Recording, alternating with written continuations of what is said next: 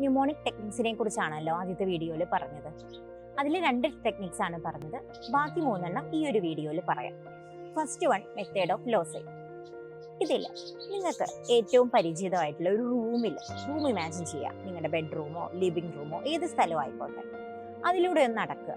അവിടെ ടേബിളും ചെയറും ബെഡും പല സാധനങ്ങളും ഉണ്ടാവും. നിങ്ങൾക്ക് ഓർത്തെടുക്കേണ്ട ഇൻഫോർമേഷൻസ് ഈ ഓരോ സ്ഥലങ്ങളിലായിട്ട് പ്ലേസ് ചെയ്യുക.